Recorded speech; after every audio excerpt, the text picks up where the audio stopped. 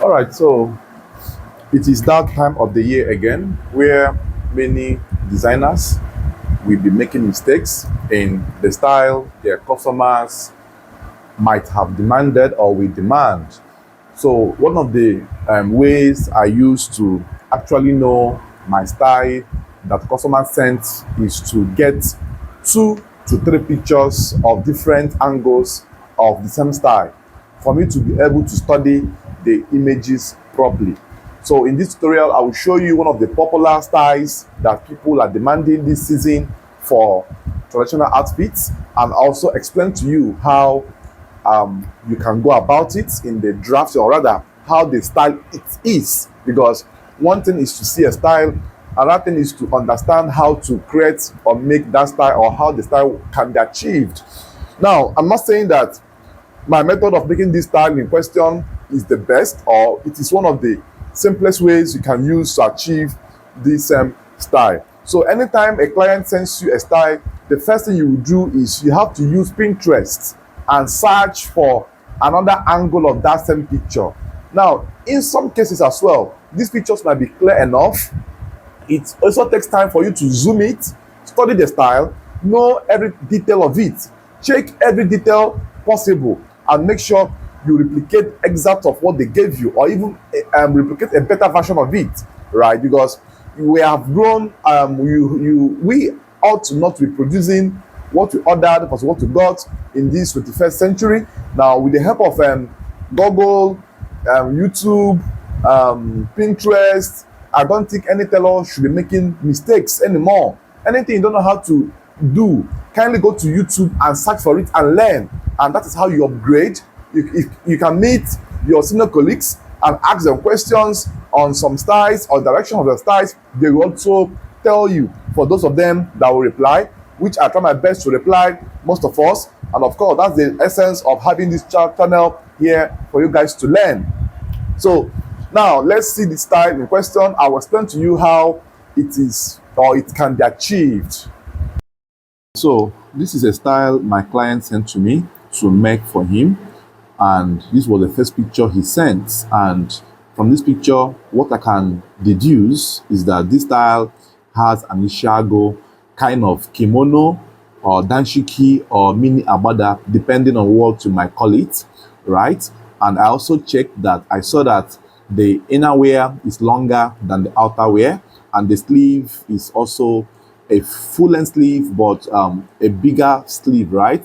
And I also saw that this down is skirt. It's a skirt, right? So now I am not here to teach you how to make the skirt. I'm here to tell you how to analyze this style very well. Now, if you look at this, you might think that this guy is putting on 2 outfits, right? You might think he's putting on 2 outfits. So now, but then the essence of this, like I told you, is to show you what is obtainable. Now, I had to use this same picture. I went to Pinterest, I searched for these pictures, I saw similar pictures.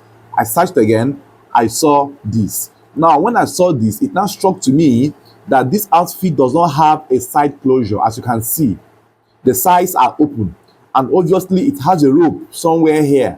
There's a rope somewhere at the elbow region here, right? That is holding the front and the back together. So this now showed me that this outfit is not a complete outfit. The shago is not a complete outfit. It's just like an open abada or open kimono or open danshiki, whichever one you want to call it.